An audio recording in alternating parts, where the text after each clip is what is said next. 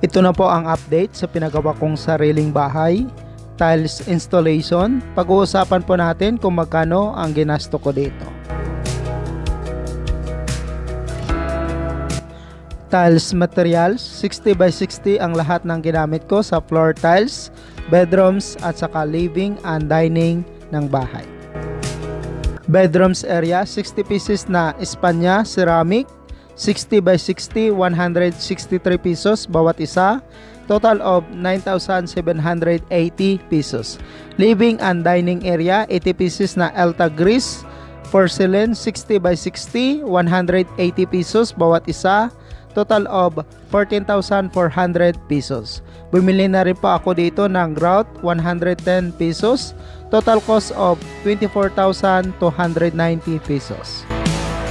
Bumili na rin po ako ng 1 load sand 4 cubic meter, cost of 3,400 pesos. 10 bags of cement, 242 each bag, cost of 2,420 pesos. 2 bags of adhesive, cost of 305 each bag, cost of 610 pesos. Total cost of 6,430 pesos. Day 1, start installation tiles, August 15, 2022. Ang nag-install ng tiles ng aking bahay ay isang mason at saka 2 labor. Kuya ko po ang mason at saka 2 kong pamangkin ang labor. Mason 600 per day, labor 400 per day. Nagdagdag na lang po ako ng 100 bawat isa sa kanila para po sa kanilang lunch at saka merienda. Dahil wala pong mag-aasikaso, ang nanay ko kasi ay lumipat na sa ibang barangay sa bahay ng aking ate. Ito po ang natapos nila sa day 1, isang buong bedroom. Day 2, continue pa rin po sa pag-install ng tiles para po sa another bedroom, bedroom 2. Wooden design tiles po pala ang napili ko sa bedrooms ng aking bahay.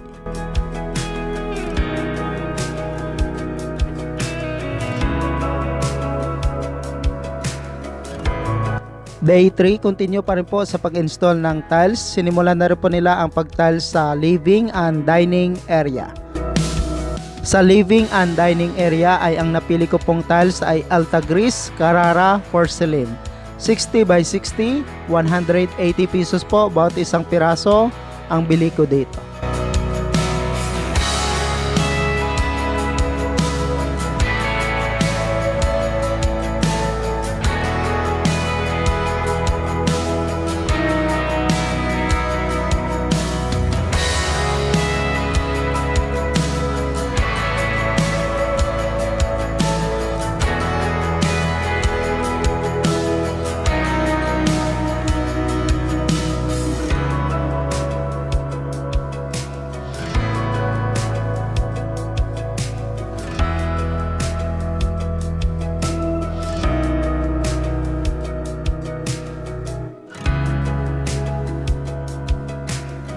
Ito po ang natapos nila sa day 3 sa buong araw nilang ginawa. Day 4, continue pa rin po ang pag-install ng tiles at pinatapos ko na rin po ang loob ng bedrooms sa mga tabi nito at mga cut.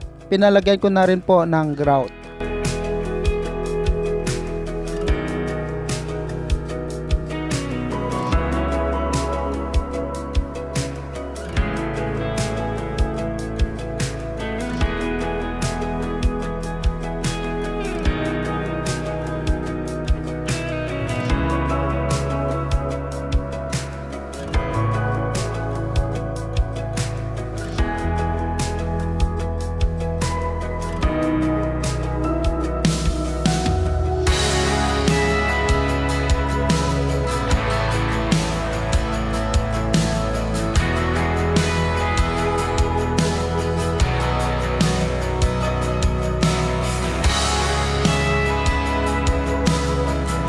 Ito na po ang sa loob ng bedrooms, na-tiles na po lahat at na-tiles na rin po ang pinakagilid nito.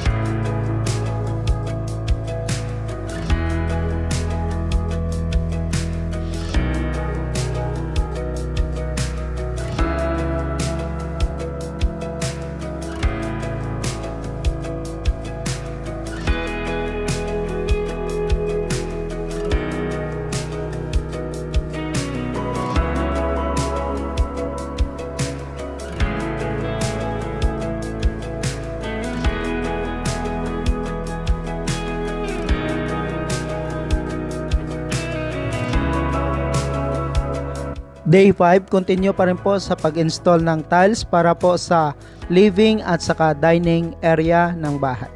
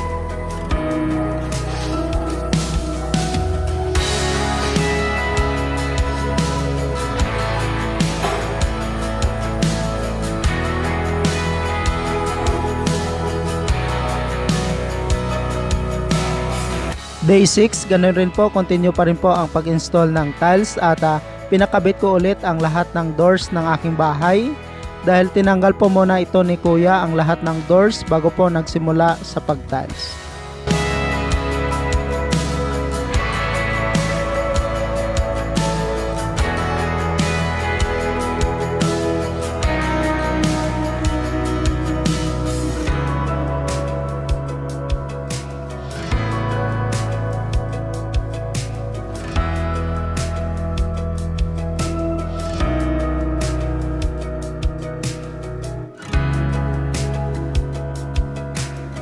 Day 7, ito na po ang last day sa pag-install ng tiles para po sa living and dining area.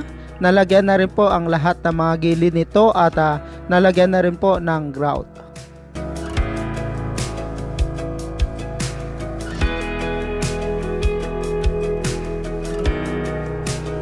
Sa magtatanong po kung anong ginamit kong tiles para po sa living at saka dining area ng aking bahay, ito po ang tinatawag na Carrara tiles, Elta Gris na porcelain, 60 by 60 po ang ginamit ko at 180 pesos po bawat isang piraso nito.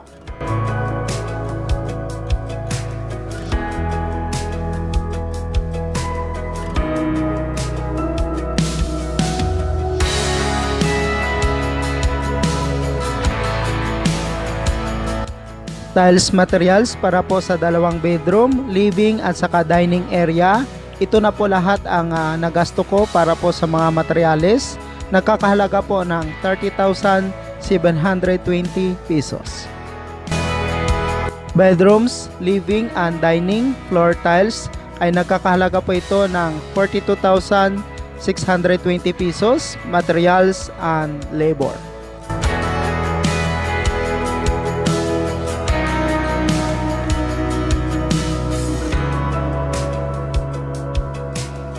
Bumili po ulit ako dito ng mga materyales para po sa toilet at saka kitchen area. 44 pieces na 30 by 30 toilet tiles, nagkakalaga po ito ng 40 pesos bawat isang piraso. Total cost of 1,760 pesos. 6 pieces na Elta Gris 60 by 120 para po sa kitchen tiles. Nakakalaga naman po ito ng 579 pesos bawat isang piraso. Cost of 3,474 pesos. Kitchen sink, nagkakalaga po ito ng 3,350 pesos. PVC door, white, nakakalaga naman po ng 2,213 pesos. La Fonsa toilet bowl ay nakakalaga po ito ng 10,155 pesos. 5 bags of cement, 240 pesos bawat isang bag, nakakalaga po ng 1,200 pesos. Total cost of 22,152 pesos. Ito po ang day 1 para po sa continue sa pag-install ng tiles ng bahay. Tiles installation para po sa toilet and bath area. Kinabit na rin ni Kuya ang toilet bowl na La Fonsa. Sa day 1 sa buong araw nilang ginawa ay na-install na po nila ang lahat ng tiles para po sa floor ng toilet and bath area. Nakabit na rin po nila ang toilet bowl at saka PVC door.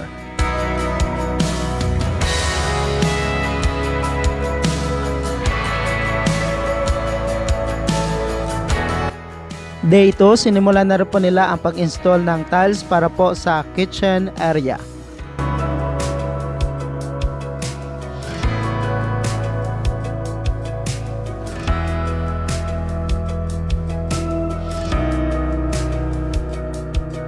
Naikabit na rin po nila dito ang kitchen sink.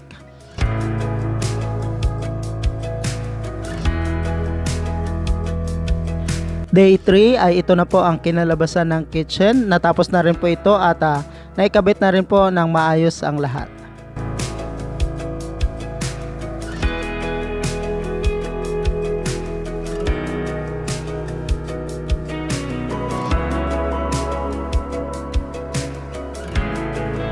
Toilet and kitchen tiles ay nakakalaga po ito ng 27,252 pesos, materials and labor.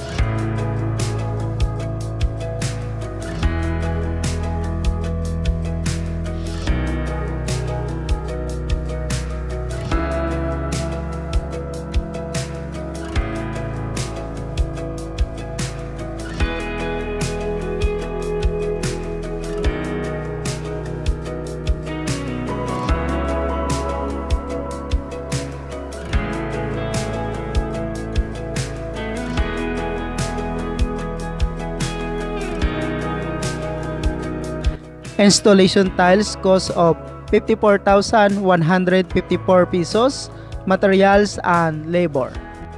Ito po ang lahat ng ginasto para po sa lahat ng tiles, materials and labor. Installation tiles kasama na po ang pagbili ko ng toilet bowl, toilet door and kitchen sink ay nakakalaga po ito ng 70,145 pesos, materials at labor.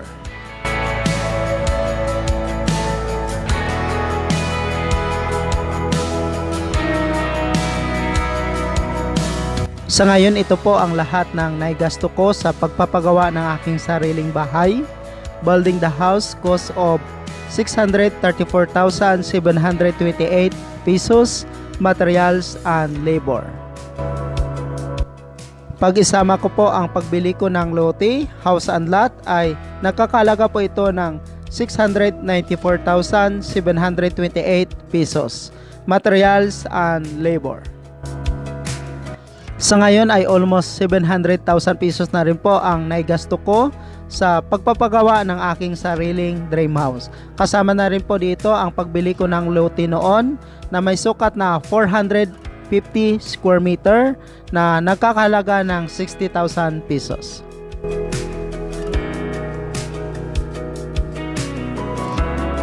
Mulit-muli po akong napapasalamat sa inyong lahat sa walang sawang pagsubaybay at suporta sa ating YouTube channel, lalong-lalo na sa lahat ng mga kababayan po natin na nagpapashare ng pinagawa nilang bahay sa ating channel. Isa po kayo sa nakatulong upang mapagawa ko po ng paunti-unti itong sarili kong bahay. Dahil po sa inyong lahat ay sumasahod po ako sa YouTube at pinapagawa ko po ng paunti-unti itong pinapangarap kong sariling bahay. Utang ko po sa inyong lahat kung ano man ang narating ko ngayon. Kaya lubos po akong napapasalamat sa inyong lahat sa walang sawang pagsubaybay at suporta sa ating YouTube channel. Isa po kayo sa tumulong upang may pagawa ko po ng paunti-unti itong pinapangarap ko pong sariling bahay. God bless po and more power. Hindi ko po makakalimutan kung ano man ang naitulong nyo po para sa akin.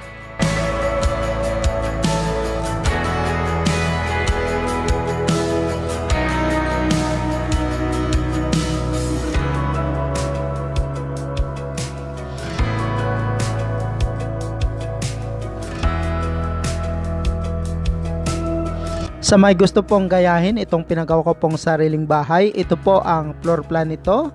May sukat po itong width na 24 feet, length naman po na 28 feet, extension sa terrace nito na 5 feet, 732 square feet or katumbas na 68 square meter. Mayroon po itong 2 bedrooms at saka 1 bathroom, terrace, living, dining at saka kitchen. Thank you so much mga ka-OFW. Kung nagustuhan nyo itong video na to, please subscribe na sa Randy Yero YouTube channel. Please don't forget to hit bell button for our latest updates.